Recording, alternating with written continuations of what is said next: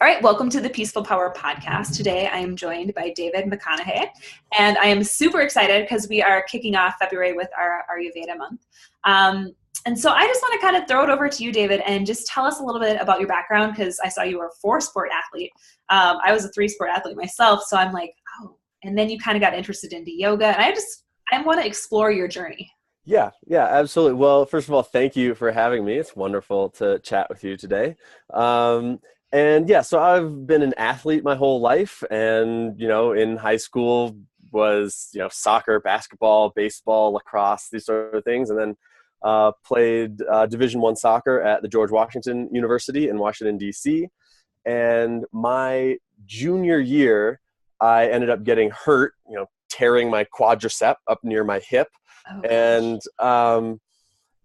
in the process of recovering from that, was recommended to go take a yoga class. Mm-hmm. And I was like, okay, cool. And plus I hear there are pretty girls and blah, blah, blah, blah, blah, right? Typical, 20-year-old male. And immediately I became quite frustrated with basically every single coach and trainer I'd ever had, because if I'd been doing yoga the whole time, I would have never gotten this injury in the first place. And also was quickly able to drop into the meditative aspect of it, that is sort of that, asana as the access point for the deeper realms that yoga has to offer. And so that sort of like blew my mind open at that point and set me on this whole other trajectory from, sort of like jock type, although never fully embraced that, into this realm where, so I graduated in 2008 as a major in English and creative writing. And so obviously English majors have like 6-figure salaries waiting for them upon graduation anyway. But then 2008, the economy had fallen apart. And so a little bit stuck as to what to do next. And I ended up at the Shivananda Yoga Farm in Grass Valley, California. And that was the access point for so much else. And I really had no idea what I was getting myself into. I'd taken this like 1 semester long Bikram class, and then not knowing quite what else to do, ended up at this ashram where, it's, 30 minutes of meditation every morning, and then 30 minutes of devotional chanting, kirtan every day, and then 30 minutes of satsang. And that's morning and evening, and then all the karma yoga you can do. So I ended up working in the garden, which then fed the kitchen, where I got to cook with an Ayurvedic chef. And so again, like having no idea what I was learning, but just like, oh, this makes so much sense. And that's also where I got introduced to Vedic astrology and Vastu Shastra, the art of placement, or the yogic equivalent to Feng Shui. And this whole realm of yogic philosophy and the Vedic sciences. And what is so exciting to me about that whole realm is I can remember being maybe like 8 years old and having this thought of like this idea of like a parallel dimension popped into my head, where it's like, what if there's another me in this like mirror realm or something that's like almost me but a little bit different. And so I started asking my parents questions about this sort of thing, and ultimately led to like, who am I? Why are we here? What's the meaning of life? What's the purpose? Like what does it all mean? And basically, bless their hearts, they told me nobody knows. Nobody can know. There are a bunch of people who will tell you that they know, and there are all these different religions that have their very specific idea of what it is. But ultimately, we're all just here doing the best we can, trying to figure it out. Which is a very rational answer. Very, and believe it or not, I wasn't quite satisfied with that. And so when to then discover the Vedic sciences, where it's not only like, look, we've actually like, here's what we figured out. Here's, from the cosmic scale, the astrology, from the distant stars, even beyond the zodiac, all the way down, and that can influence what foods we choose to eat, and what time we say the prayers, and like all the way down this like intricate system of understanding how the universe and the life within it functions. but not only that, it's not about taking it on faith. It's not like, hey, like we figured this out and wrote it down, and so you should just believe it. It's no, here are the specific practices that you can do every single day that will lead you towards realizing this knowledge for yourself. And then you don't have to take our word for it. You can know it for yourself and act accordingly.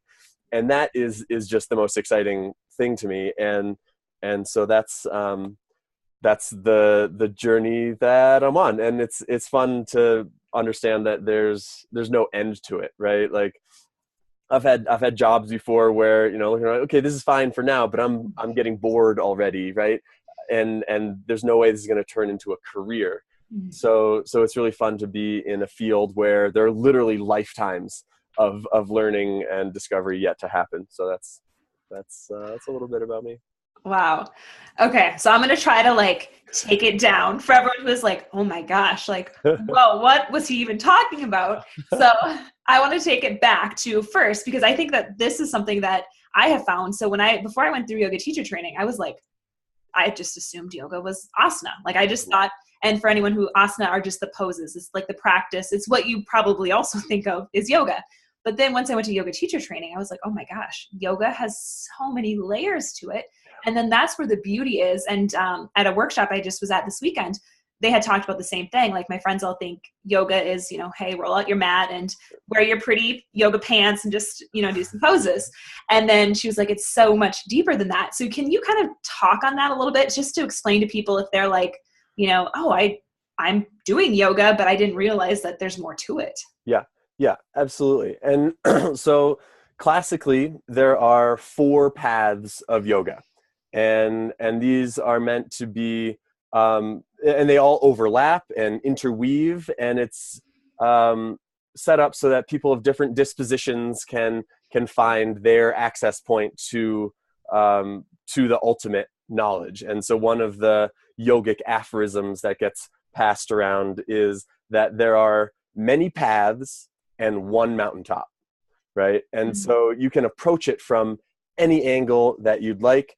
And ultimately, and if depending on which path you're going up, you may be the type that likes to climb straight up the side of a mountain, like a rock climber. And that view on the way up is very different than taking the winding path through the meadow and up the sort of slow, steady path, jigging back and forth.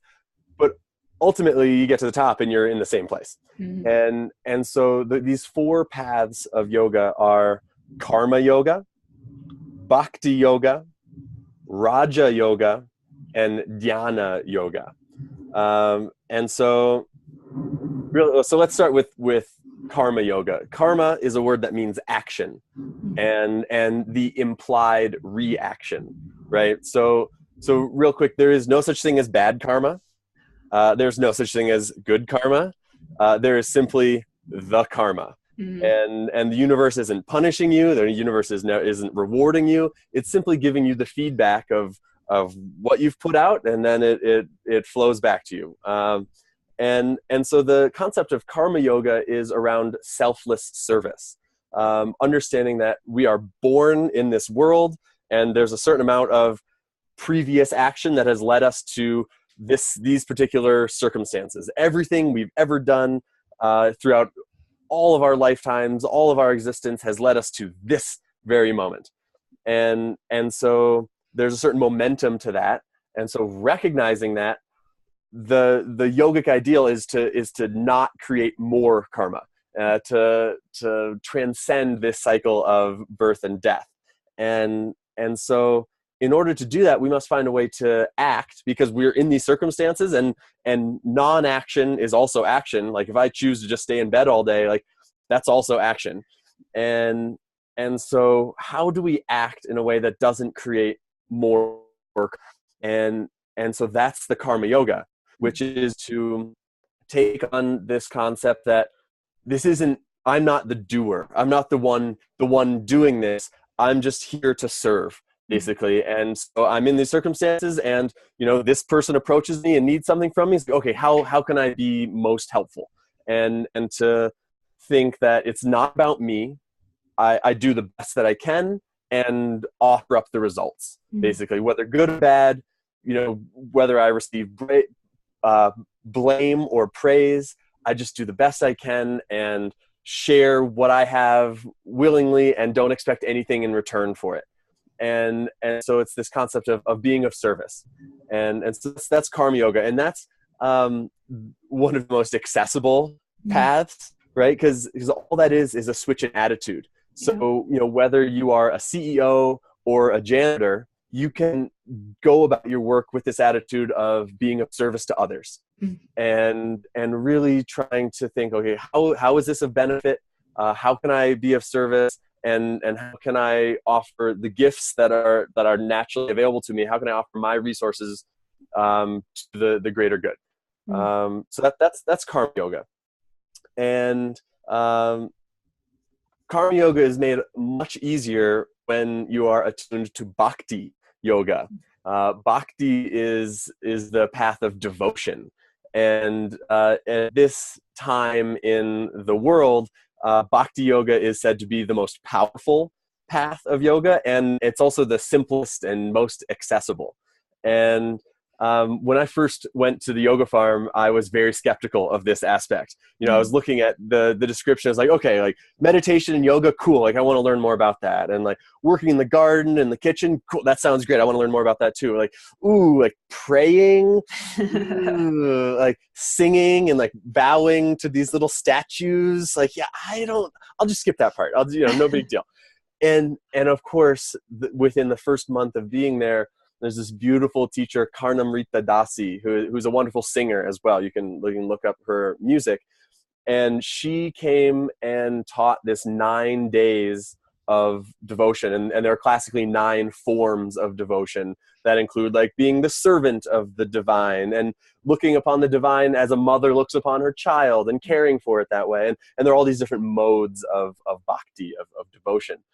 And she taught this 9-day course on the modes of bhakti. And what was so profound about that for me is I realized like that devotion is actually my primary way of being in the world. I am fundamentally a devotional being. I just never had that language for it before. And so like the way that I practice athletics and like threw my whole heart into it and like loved my teammates and wanted to, lead and like perform and all these things, that's the devotional act. And the way that I threw myself into my studies and that's all a form of devotion.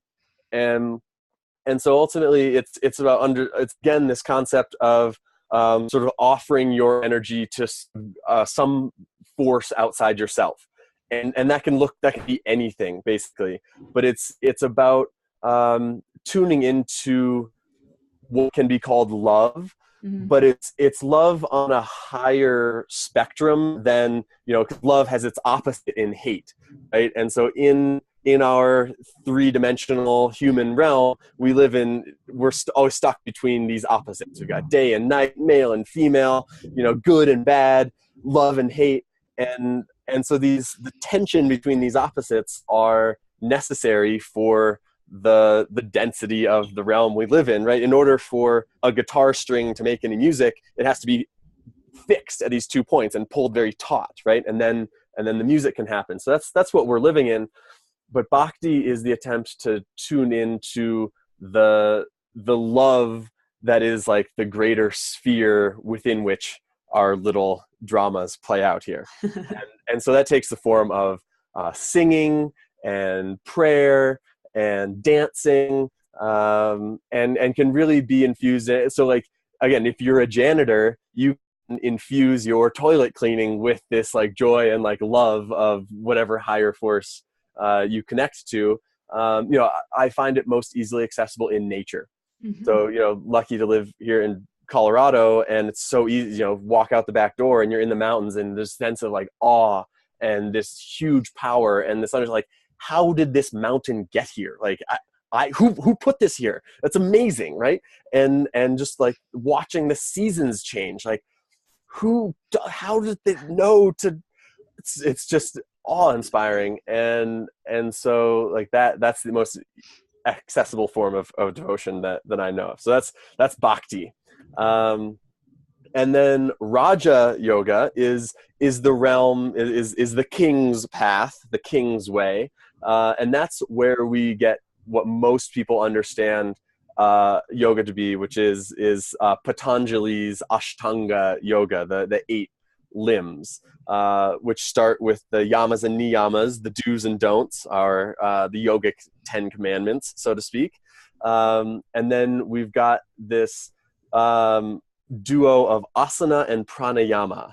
And this is where, in so many ways, the rubber hits the road. Mm-hmm. These are the most like practical aspects, where these are the most simple access points, where all you have to do is show up at class. It's literally as simple as rolling out your mat and letting the class guide you. And then the pranayama is the breathing that goes with that. And there's a whole wide spectrum of just a simple yogic breath, taking a full breath into your belly, to some pretty esoteric techniques where you're, clenching all these different aspects of your body and holding your breath for minutes at a time, and all these more complicated things that you work up towards. And so asana and pranayama. So they say asana prepares the breath for meditation. No, okay, sorry, I'm going to get this wrong. All right. Asana prepares the breath for pranayama. Pranayama prepares the mind for meditation. Meditation prepares the heart for devotion. Mm-hmm. And so ultimately this is the ultimate goal of yoga, is this absorption in the oneness of the universe, where you sort of lose track of your individual physical form and feel yourself merging with the infinite creator, or whatever you want to call it. And so that's basically the process of Patanjali's 8 limbs of yoga. So you do the moral and basically be a good person practices, and then you start doing these physical postures, and that helps you breathe properly, and the breath is something that we can both control and something we do automatically. So it's this interesting bridge between the conscious and subconscious mind, between the autonomic nervous system and our sympathetic and parasympathetic, and it's this really interesting bridge that is an excellent tool. And then ultimately, as we start to work with the breath, we can invert our senses, so we're no longer distracted by the world around us and can tune into the inner world. And then we can concentrate that attention into a single point. And once we have a single stream of concentration on a single point in our internal landscape, that's meditation, and ultimately leads to what the yogis call samadhi, which is, again, that mountaintop. So that's Raja Yoga. And then the last is Dhyana Yoga, which is spelled Jnana. And that Jn, it's similar to our word knowledge starts with that KN, that's sort of why, what's weird, right? It's the same sort of thing, jnana and knowledge. And so this is the intellectual path. This is for those of us who have trouble just surrendering into the bliss of bhakti and need no, I need to know the science behind this. I need to know why this works. Okay, I did my pranayama and I feel great. Yeah, but why? And so this is where we're studying anatomy and physiology and spiritual texts, and I'm on a big kick into geometry and physics and astrophysics these days, because that's just where this has led me. And so needing to understand a certain amount of what is actually happening here from a very scientific viewpoint actually allows my mind to then surrender into it and let go a little bit more. So to go straight to the top with Jnana Yoga is very difficult, because a lot of us are trapped in our intellectual minds to begin with, and there's all this thinking going on. But the mind is a very powerful tool, and so if we can utilize the mind to help us on our way and to help set us up to do these other practices, That's really the purpose of jnana yoga, and also as a form of inspiration. This is where like reading spiritual texts. Like I can remember a point where I was getting a little bit disillusioned with the world of yoga, and sort of lost on my path. And somebody handed me the autobiography of a yogi. It's an amazing book. If anybody out there hasn't read it, highly recommended. It's one of the only books that I've finished the last page, immediately flipped it over and started reading from the beginning again. And at that point I was like, all right, another yoga book, like, but from the first page was just something like magnetic about this book. And so that's the form of jnana yoga, where the knowledge of like studying the lives of saints, studying the more like intricate philosophy, and ultimately circles back to a form of devotion, and leads to like, I'm inspired by the life of this person and the example they set. That makes me want to sit and do my meditation practice. That makes me want to do my asana every day. And so all of these paths of yoga connect and interweave and are mutually supportive on your path. And so the Shivananda tradition is set up so that you do a little bit of each one every day. It's a proverb, it's a way of thinking in Ayurveda and in yoga, where little by little, just little, where you do like a little bit of asana every day, and a little bit of pranayama every day, and a little bit of meditation, and a little bit of bhakti, and a little bit of karma yoga, and a little bit of study. And so you're just doing a little bit every day, and it's sort of this well-rounded thing, so you don't get too carried away into the extreme of like, oh no, I just do 8 hours of asana every day, and it's like, okay, great. So yeah, that's a lot about yoga. No, I think that's super helpful. I mean, all of the stuff that you talked about, and I'm going to have to listen to that again and be like, okay, take notes. And I can so relate. Like, I just thought of this at our workshop that I was at. It was so funny because she's a Western doctor at the class, and she, and this was like a peace medicine class. So it's kind of, learning more about just kind of, yoga. It's not necessarily Ayurveda, but just earthy stuff.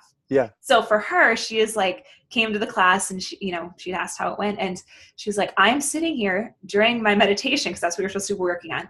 And she's like, I am just like, check in my head. Like, this is how I should be. This is how I should feel. And she's like, I'm not getting to it because I'm sitting here like with my intellect being like, no, this is not how it should be. It should be like this. And she's like, then I realized I've been doing this every time for how many years that I thought I was meditating, and I'm just checking off this box, and I'm not actually, because we were supposed to be working on grounding. She's like, I'm not grounding because I'm checking it off my list and just thinking, I should feel this, I should do this. I'm like, that's so true, because I think so many of us have done that. Like, I've done that. Yeah, totally. And I was just back at the yoga farm recently, and one of the swamis was giving a talk, and there were a whole bunch of it was like a beginner's course weekend was happening while I was there. And so there are all these people who have like no idea what they're doing, basically, which is great. It's just like the most potent moment.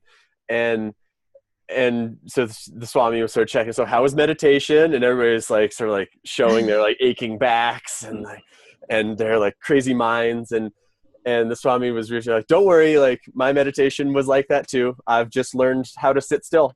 Mm-hmm.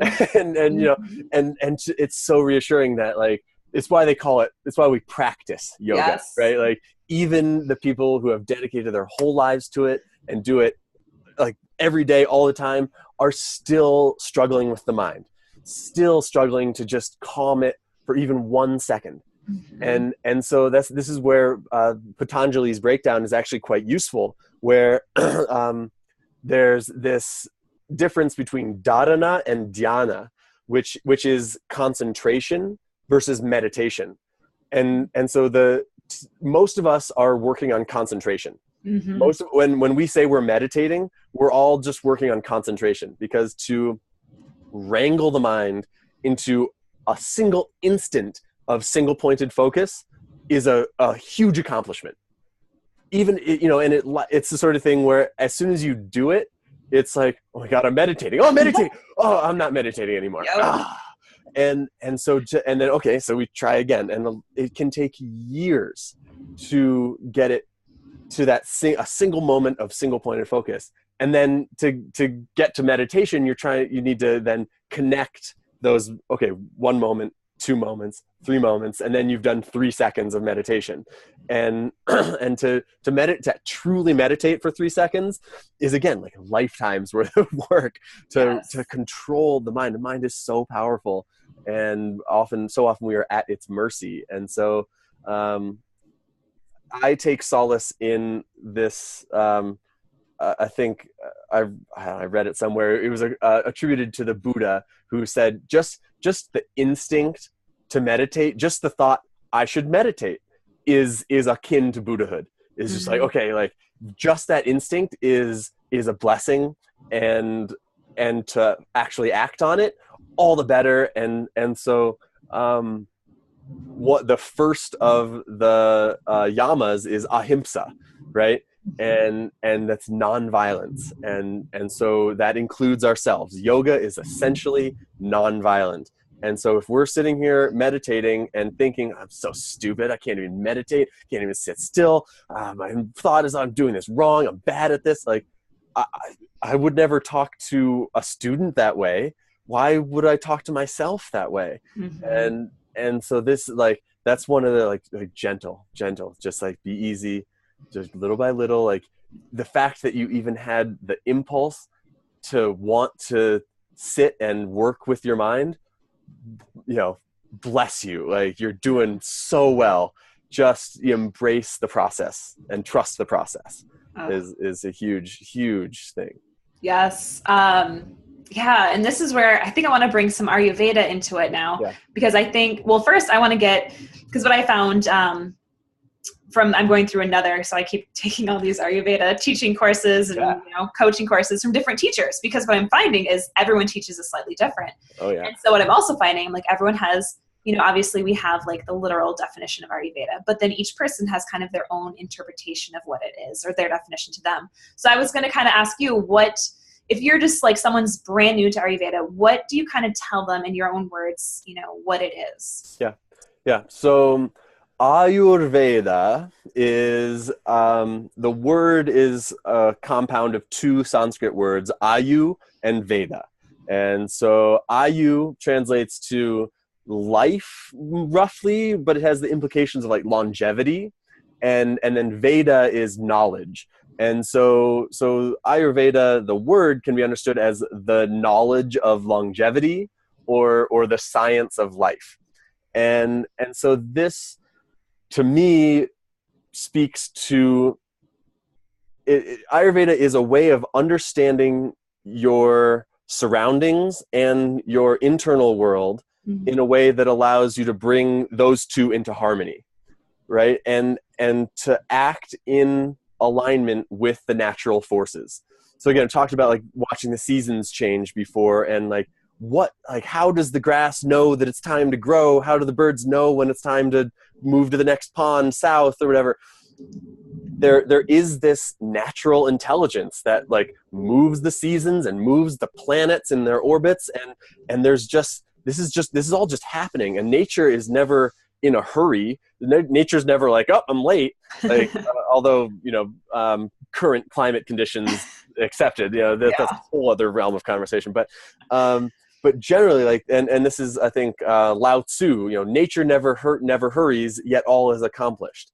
And so how is it then that I, as a human, as a natural being born on this planet, how come I'm in a hurry and I'm late and I'm stressed out and then like at odds with the world around me? And so Ayurveda is this system of understanding where we can harmonize our actions on a daily basis with the world around us in order to unify with that natural flow and let the seasons change us, let the different times of life change us, and to just flow with that and thereby exert less energy, be less stressed.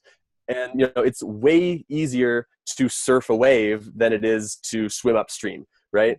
And so Ayurveda is basically a system of how to surf the wave. And so then you can, when you're surfing the wave, you can just lay back and ride it and don't have to exert any energy. And then you can live to be 120 or 240 years old, no problem. As opposed to fighting against it every day of our life. And, by the time we get to be 60 years old, we're exhausted and done and, ready for a new body. Yes. I love that. That's a great way to explain it, and just kind of making that connections. And then kind of moving on to like the subtle energy bodies, because I know that this is something else that you want to talk about. And I think that you will give definitely a great explanation for everyone. So let's talk about, the prana and the tejas and the ojas, and just kind of tell us what it is. Because maybe people have heard prana before, but I don't know about so they might have heard it, but don't even know what it is. Yeah, totally. So let's, we'll start big and go small. So Ayurveda is based on this concept that everything in creation, whether planets or plants or people, and this includes like thoughts and emotions, these have a physical quality to them. Everything in creation is composed of the 5 great elements. And these are, from subtle to gross: ether, which is the principle of space; air, which is the principle of movement, of activity; fire, which is the principle of heat and transformation; water, which is the principle of cohesion; and earth, which is the principle of structure, solidity, form. So we've got ether, air, fire, water, earth. And everything in creation is composed of a conglomerate of these elements. None of the elements themselves are sort of archetypal energies. And in order for anything to actually take shape, we have all 5 elements involved. And so you think about the stratosphere is mostly air, but there's definitely heat up there. Otherwise, the world would be frozen. And there's definitely little, dust particles floating around. So there's earth and there's water, it rains. And so everything is, and then you go deep underground, and it's mostly earth, but there's definitely heat down there too. There's water underground. There are caves. And then, if you get into like the subatomic particles, it's mostly empty space. And so all of the elements are always involved with every physical thing, although 1 or 2 may predominate. And so those are the 5 elements. And Ayurveda understands that they take action, they take form in the world through the 3 doshas. And these are Vata, Pitta, and Kapha. Vata is ether and air working together. So we mostly think of Vata as the principle of movement, activity. It's the wind element, and it's highly creative and highly mobile. It's the only dosha that has the quality of movement, of activity to it, and is very hard to wrangle. It's very hard to, catch some wind in a box and bring it to me. Like, good luck, right? But if you can channel that energy, like if you get it into a wind tunnel, you can launch yourself into outer space. And so very, very powerful Vata. Pitta is essentially the fire element, and when it's healthy, it has a little bit of water with it. I like to think of, you're boiling water on a stove, and that heat is powerfully transformative. You add a whole bunch of different ingredients, and it becomes one meal that can nourish you. But if you just let that fire go too long, all of a sudden you've just, the water boils off, and you've got just an empty pot on the stove, and it's going to crack and explode, and that gets ugly, and it's dangerous. And so that's when the fire element gets out of balance. When Pitta is aggravated, it lacks water. And so Pitta, the fire element is associated with our vision, the light that hits our eyes that literally allows us to see. But then it's also like vision, like I have a vision, and therefore associated with ambition and this drive to accomplish things. So that's a little bit of Pitta. And then we have Kapha, which is earth and water, which is really this principle of solidity, stable. And we all know people who are like a rock, and they're usually really good at saving money, and they're a really good shoulder to cry on. And it's like, you might not talk to them for 5 years, but you can call them up and it's like not a day has gone by and they remember that time when you were 5 and you were playing in the sandbox and you said this one thing and they remember it verbatim. It's like, how, why, but amazing, right? Everybody needs a good kapha friend in their life. So there's this like stability of earth. It's very grounding, it's stable. And so that's like the basic framework that we're working with in Ayurveda. And then there are these more subtle energies where each of the doshas has a more subtle correspondent. And so this is prana, tejas, and ojas, which correspond to vata, pitta, and kapha. And so a lot of yogis will have heard of prana, and this is the life force, the vital breath. And it's this concept that is pervasive throughout world religion. The Chinese call it qi. It's the life force. It's the prime mover. It's this energy that moves through us. And if anyone's ever done a Reiki training, one of the first exercises they have you do is you sit here and rub your hands together vigorously for like 3 or like 5 minutes, and you just rub and rub and rub, and then you pull your hands just a little bit of an inch apart, and you can feel that there's this energy field between your two hands.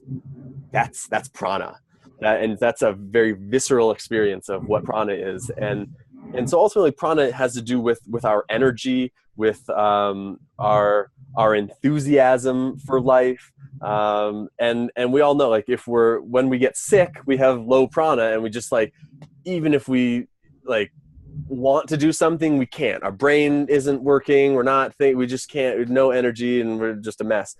And then there are also times when we have excess prana, or like a little bit manic, like a little bit, I struggle with this sometimes. I get a little bit too enthusiastic and sort of like overwhelm people, and it's like doing a little bit too much too fast, and like, okay, wait, what did you say 5 minutes ago? That we need to do one thing at a time. It's like that sort of manic energy that can be an excess of prana. And okay, so prana is this energy flow.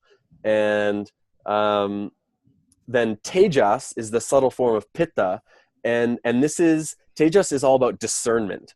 Tejas is the sorting process. So like right now I'm talking and you're listening and you're thinking, okay, like that makes sense. I've heard of that before. Oh, that's nonsense. I don't know. That's complete BS. And you're doing this sorting process intellectually. And that's the function of tejas. Because ultimately, like the fire element is our digestive process. We got fire in the belly and a fire in our mind, a fire in our eyes. And so ultimately this is the quality, is what fire does, is it's sorting out and purifying. And so we do this all the time, whether you're watching TV or reading a book or listening to a podcast, and taking in information and sorting out, like, okay, those are nutrients. This is waste, and I'm going to let this nourish me, and I'm just going to cast this out. And so tejas is what helps us process and make sense of things. And it's ultimately our discernment of, like, okay, he's giving advice. Like, is that good advice or bad advice? And am I going to take it? Am I going to take it to heart? Am I going to like keep it sort of over here and think about it more later? Or is that I'm just going to immediately throw it out? So that's the function of tejas. And then there's ojas, which is the subtle form of kapha. And ojas is all about immunity and resilience and this sort of like sense of stability and calm within ourselves, where if we have healthy ojas, we would never complain about anything, because no matter what's happening, we're sort of in our own little padded bubble, and I have great resilience, right? So I think of ojas as it's sort of like the atmosphere of our planet Earth, where there are asteroids coming at the Earth all the time, every minute of the day, but they very rarely reach the surface because they get burnt up in the atmosphere. And so that's sort of the role ojas is playing with the world around you, where it's the physical filter that keeps other people's thoughts and emotions at bay, and sort of it's our protective bubble. And so ojas is said to be the physical material of which the subtle body is composed. And so many of you may be familiar with the concept of an aura. Your body doesn't actually end at your skin. You have this aura that, if you put your arms straight out in front of you and then sort of make a circle around yourself and then up overhead, you have a bubble. And I've heard little kids talk about this a lot, right? Like, you're in my bubble. Yeah. And that's a true thing. And that's how, we know that, somebody walks in the room and we're either all magnetized or all horrified. It's like, yeah, that's because their bubble precedes them. And so conscious awareness of the quality of your bubble can make a huge difference in your experience of life. And so in yoga, we have this concept of the nadis, which are the astral tubes. They're basically the energetic veins of your subtle body. And so if we think of it like a hose, where we're going to water the garden and we've got the hose, and so prana can be understood as the water that's moving through the hose. The actual like energetic stuff is the prana. The hose itself is composed of ojas, and then deciding where to water and how much is the function of tejas. The sort of intelligent application. And so there's a couple like different dynamics that can happen there, where if you have a very thick hose, it can make it so that there's not enough room for the water to flow through. And that can lead to a lot of like this sense of like stagnation, like depression, where you want to move but you just can't. It's just like this sluggishness where you're squeezing the hose but it's just this little drip coming out. It's like, it's really unsatisfying. And this would be like the dosha imbalances. Yeah. So in case, because I've talked about dosha, so in case people are like, okay, I think I'm tracking, that would be that could be excess kapha. Yes. Where it's just like too much earth element, too much water. It's just like heavy and sluggish. You don't want to get out of bed, and it's like bleh. And so you can also have the opposite problem where, like I think of like with electrical circuits. This is another really good metaphor for prana, tejas, and ojas. So if you have an outlet you want to plug something into, you need to make sure that the thing you're plugging in is able to handle the voltage coming through that outlet. And if it's not, you can, the insulation of the wire, you can add extra insulation, and then it can handle more voltage. And so the voltage is like the prana, the amount of energy coming through, and the insulation of the wire is your ojas. And so we want to build these things simultaneously, where it's no good to just say, oh, I want more voltage, I want more prana, and then you literally like burn yourself out and the whole house goes dark, right? You just plug this thing and zzz, and like I've seen this happen with like Kundalini yoga, these very intense breathing practices and super intense, and the people that are drawn to it are so enthusiastic about it, and they just do it, and eventually, and it's just like they short circuit at a certain point because they haven't done the appropriate dietary and lifestyle practices to build the ojas, which insulates the circuit so that you can have all that increased voltage flowing through in a safe, protected way. So yeah, that's I love talking about prana, tejas, and ojas because it's the subtle anatomy, and it's if we have strong ojas, we've got this strong bubble around us, and again, we don't want to put up any walls, but we need an intelligent filter for the world, right? Where because there are some energies that we do want to let in. If one of our good friends comes to give us a big hug and show us some love, then we need to let that in. But we also need to know when, we're walking down the street late at night and have our energetic shield up, because there's just by the way that you're holding yourself, you can avoid a difficult encounter altogether if your energetic shields are up, right? And the same goes for like pathogens. right? Like there's terrible flu going around right now, and like some people get it and some people don't. Totally random, right? Like, no, it's not. Some people have their strong ojas, and the pathogen comes into their field. It has to if you're interacting in the world, but there's enough of a boundary there where it gets burnt up in the atmosphere before it ever reaches the ground. Mm. I find this very fascinating. And it's so funny because the peace medicine teacher, like, pretty much had the exact same example as far as walking down the street. And because we were just talking about boundaries, and essentially she's talking about ojas, but we didn't get that deep in, in the class. And she had said, she's like, I've had people literally, males walk to the other side of the sidewalk because I'm walking down the sidewalk. I had my ojas up. I am protected. And she's like, because she said, before, she's like, when I wasn't, I did get, she's like, I got held up at gunpoint. Yeah. And she's like, and I knew that evening, she's like, I had, everything was down. It was, I wasn't paying attention, and, that happened. And I'm like, wow, that some people are gonna be like, what? I cannot even fathom this right now. But once you kind of really deep dive into this and you start hearing these examples and more people saying, oh yeah, I can relate, I think that's when it kind of opens your eyes and you kind of start to say, okay, maybe there is something to, everything that maybe David's talking about today. Yeah. And it's ultimately like one of the things that I have loved about Ayurveda is how intuitive it is. And it creates a system that helps me understand my own experience. Yes. Where we all know those times where our guard is down. We don't have the energy, we come home from a hard day or something, and our significant other or something is just immediately is like, hey, like, what about this and this thing? It's just like, honey, I just can't, I can't do this right now.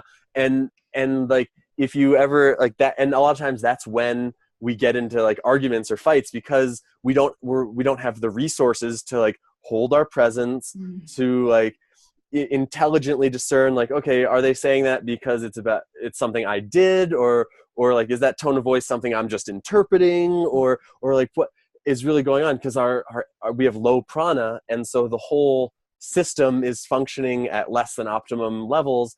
And so that's okay. I mean, that's part of the human experience. That happens to everybody. But to have the tools to understand what's happening and to recognize it in the moment and say, hey, look, like, I'm not quite up for this right now. I need to go lie down, or, maybe do some pranayama, like do a headstand or something, and just like do some of these practices to help reorganize your energy and reset your mind. Then you can come at it from a more harmonious place, and a place that's more true to yourself, versus this place where like I'm not actually in myself. I'm like somewhere like 5 feet over here, and from 5 feet over here, I'm really pissed off at you right now, versus like my internally, like, oh, I actually like really love you and want to sort this out in a gentle way, and like I'm trying to hear what you're saying to me, as opposed to just like attack, right? So that's where like some of the rubber hits the road here, where this is also like esoteric theory, but investigating your own experience and seeing how it applies to daily life is where it becomes actually practically useful. Yes. Yeah, I'm like, oh, do we go down that road? I'm like, oh, then we're going to be well over an hour if we go down the astrology road. That is actually a good transition to the astrology point, and I can try to keep it relatively brief. Where again, like, my father, bless his heart, grew up in the military guy himself. When I told him, just graduated from college, and like, yeah, Dad, I'm going to go to an ashram for 6 months. It's like, okay, yeah. Okay, now, David, what will be the measure of success at the end of this ashram? So it's like, I don't know, Dad. I'm going to go meditate. Like, I'll tell you when I'm done. And so he also has this sort of like rational skepticism of astrology, because like, there's like these distant planets are having this magical effect on, like, what does Jupiter have anything to do with how I'm behaving today? I'm in control of how I'm behaving, right? Sure, Dad. So ultimately, there's a whole bunch of fun astrophysics and science we can get into about how it actually does work. And if you think about the fact that the human body is 70 or 80% water, and then look at what the moon does to the tides, and in terms of moving the seasons and all these, like, there is a literal like gravitational electromagnetic effect that the planets have on our bodies. But setting that aside, if nothing else, this is the Vedic astrology is a system of archetypes that help us to understand the different energies moving within us. And we can think about the planets as the different characters in a play. Mm-hmm. And the signs are the different scenes, where the king behaves very differently if he's in his castle versus if he's in the home of a beggar, or if he's out in public, right? The depending on what scene the character is in, they behave very differently. Like, you behave very differently at your best friend's house versus like at school, or at the house of, like, if you're at a party of your ex partner and like his or her new partner is there, like that's a very different scenario than like at home in the bath, right? Yeah. So like, you're the same character, but in these different scenarios you have these different outcomes. And then the different houses. These are the three things we look at in astrology. We got planets, signs, and houses, and depending, and all these things interact to give us a painting of what's happening. And so it's a very, very powerful tool. Again, it's like Ayurveda. It very rarely tells you anything you don't already know. This is one of the things that it's happened over and over again, where I've gotten readings, I've done readings for other people, and I'll just sit there, or like a client will sit there and just be nodding their head, and sometimes they're crying, and it's just like, but it's not because I'm like telling them some mystical, amazing thing about themselves. It's because I'm telling them things that they know are true. So I'm not actually telling them anything that they don't already know. But again, the power that comes with the fact that there's a system where it's not just random, right? The relief that comes from a stranger basically telling you that you're in exactly the right place at exactly the right time, doing exactly what you're supposed to be doing, even and especially when it's most chaotic, because this is mostly when people come to yoga or astrology or Ayurveda, is like they've suffered enough, and like I've suffered enough, and I can't figure this out, and there's got to be something more. Like, what? Somebody tell me something. And so this is where it's like, oh yeah, of course you're in chaos right now. Saturn is transiting your natal moon, and like, okay, so it's going to be stressful for the next year, but it's stressful in this way so that you can learn this lesson, and you can ease some of the suffering, one, just by knowing that this is the cycle that you're in, and then also by sort of like taking it head on, like, okay, this is the cycle, this is the point of stress, and I'm getting this because I'm trying to learn this lesson. And so ultimately the view of Vedic astrology is that we are souls having a human experience in order to evolve and learn lessons, and to learn more about different aspects of love ultimately, right? And so sometimes it's the love between a husband and wife, or a romantic partnership. Sometimes it's the love of a business partnership. Sometimes it's love of self. Sometimes it's it's more a family, like parent-child. Sometimes it's love of money and material things, and figuring out, how do I really like value and appreciate and love my material surroundings without getting trapped by it, right? And so there are all these different lessons that we're trying to learn, and so Earth is a big school, and everybody has a different major, right?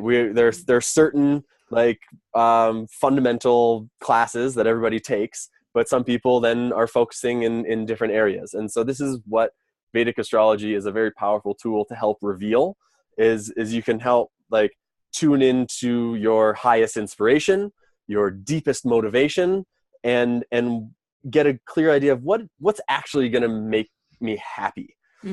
Right? Because so often, I can remember, again, being an athlete and like working so hard and training and like winning the tournament. And then like, okay, like, and now I'm hungry. Yeah. Like, Yeah. I'm still not an enlightened being. And this, okay, cool. Like, I'll get another little hit of happiness when I get my trophy. And then like, now I have to like sit in the car on the way home with my mom, who I like, got in a fight with about making my bed this morning or whatever. It's like, and so like, that's ultimately like, that's, winning the tournament is like one form of happiness, but what is the happiness that is lasting and true, and how can I get more of that? And so that's some of the use of Vedic astrology, and just to say that the astrology and Ayurveda work hand in hand. So a lot of times it's something that I'll look at someone's chart while also doing like a medical intake with them, and we can figure out like, okay, like, are you having excess pitta because you're drinking too much coffee and going sunbathing all day, or is Mars transiting your first house, and just be careful for the next 6 weeks and it'll pass. Like, they're all, and usually it's a yes and kind of situation, but all these things are interwoven, and we can get a pretty clear picture of the full like multi-dimensional reality of a human, and that I find is really the greatest like blessing of this practice. Is so often, I mean, I know this from personal experience, is just so desperate to be seen and heard as like the complex multidimensional being that I am, that like going, having this issue and like going to a doctor and getting 5 minutes, filling out a form and then getting 5 minutes on a prescription. It's like, yeah, but I wanted to tell you this other thing. And like, it's just like not satisfying. And again, like, I'm not at all against modern medicine. Super powerful tools, super necessary. If you need an appendectomy, I can't help you. If you break your arm, you need to go to the hospital. If you break your arm, do not call an Ayurvedic doctor. Like, that's not the thing. But that there is this whole other realm where, like, with Ayurveda and yoga and astrology, we're looking at the depth and breadth of the human experience and taking into consideration your childhood and your job and your daily sort of like emotional habits and your diet and exercise and some herbs and all these things. All of these things are factors in your health and well-being.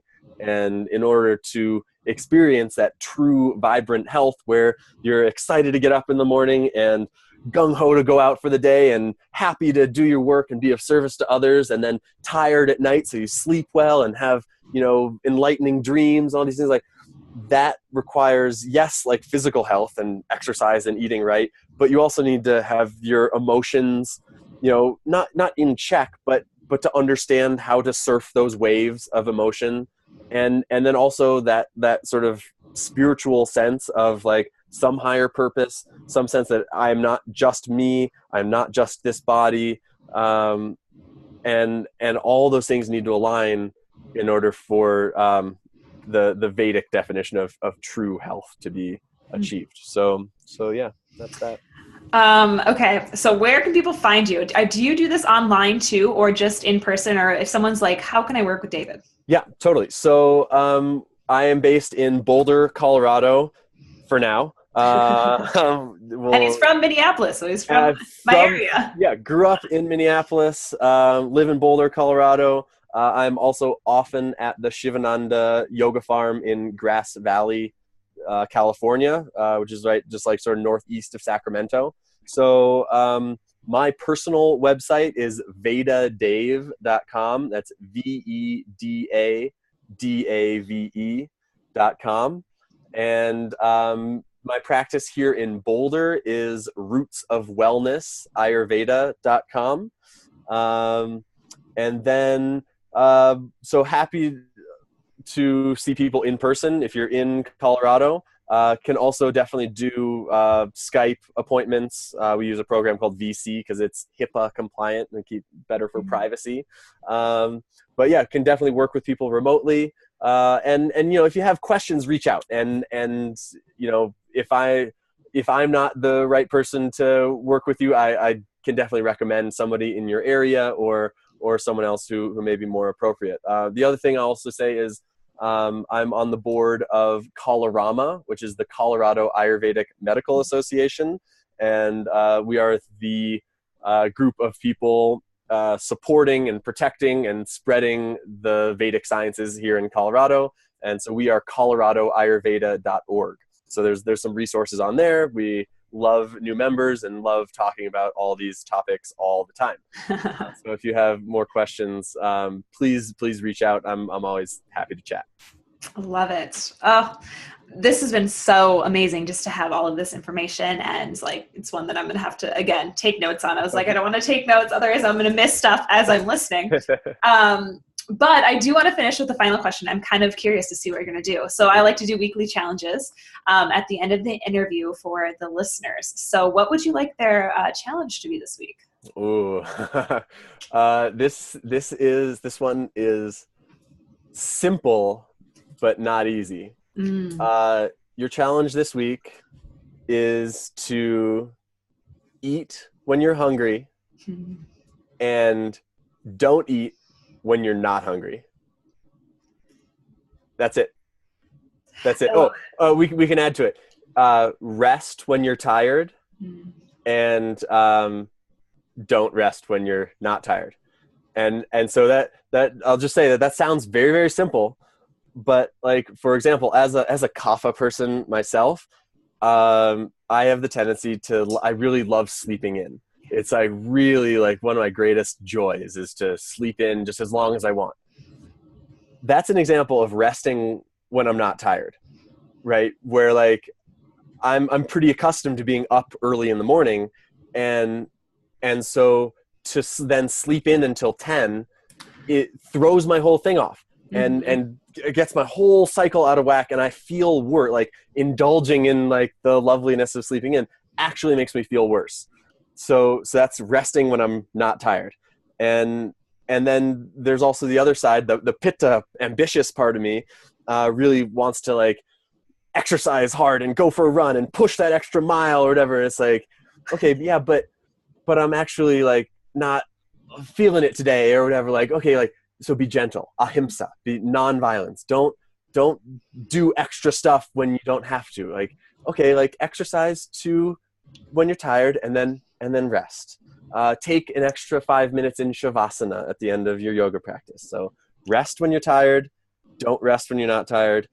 And then the real big one, eat when you're hungry, don't eat when you're not hungry. Then this is, I know I'm not the only one who eats when they're not hungry. Where it's just like, oh yeah, but the football game isn't over yet. So yeah, another order of fries or whatever. Or,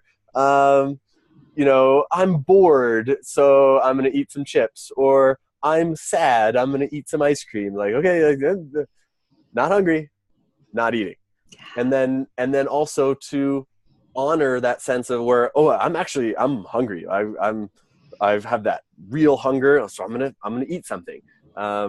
Because a lot of us it will ignore that, like, oh, I don't have time to eat, I'm working hard, I don't have time for that, like, yeah, stop, honor yourself and eat. So that's the challenge. I love it. Those are great challenges. And I'm like a recovering grazer because I would never do big meals. It was just constant. Yeah. And so I'm still working on reversing digestive issues that have happened because of that. And so it's just interesting to see, like, again, once you know this or once you've been studying it, you're like, oh, this really does affect more than just like, I'm bored, I'm eating. Well, now my digestive tract is all out of whack. Yeah. And that probably played a role in it. And just connecting the dots and some of this stuff, it's fascinating. Yeah, absolutely. Everything matters. Ooh, I like that. That's everything matters. But no pressure. But no pressure. Yes. No pressure. The other thing, so like, if Ayurveda is the science of life or the knowledge of longevity, the fact is we are all mortal beings, right? Not to get too morbid on you, but we're all going to die, which means that we're all going to fail at this science of life. We're all going to fail at Ayurveda. Like, I'm a doctor of Ayurveda and I fail at it every day. And so, with that knowledge, like, knowing that you're ultimately going to fail, like, no pressure, just be at ease and learn how to fail better. Mm. And Mm. the key to that is to start over often, right?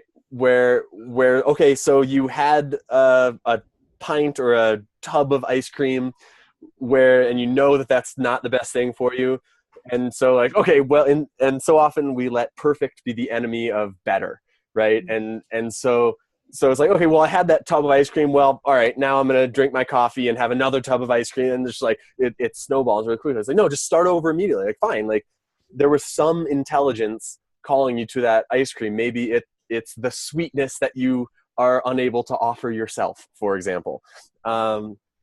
So, okay, just start over immediately. Okay, I'll have a cup of ginger tea to help introduce the opposite qualities of the ice cream.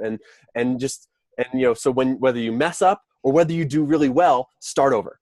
Don't let, I went running and exercised yesterday, so I'm good. I'm doing really well. No, start over again the next day. Like, okay, I need to do it again today.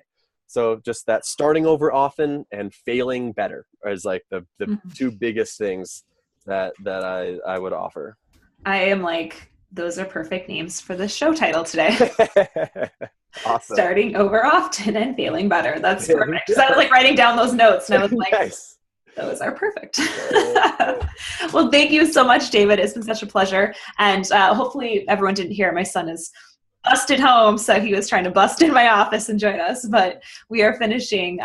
Again, I'm totally going over because I loved everything that you had talked about, because it's so fascinating. And I think so many people are going to learn so many things. So thank you so much. Wonderful. I hope it will be of benefit. Thank you so much for having me, Andrea. I really appreciate everything you do and look forward to talking to you again soon.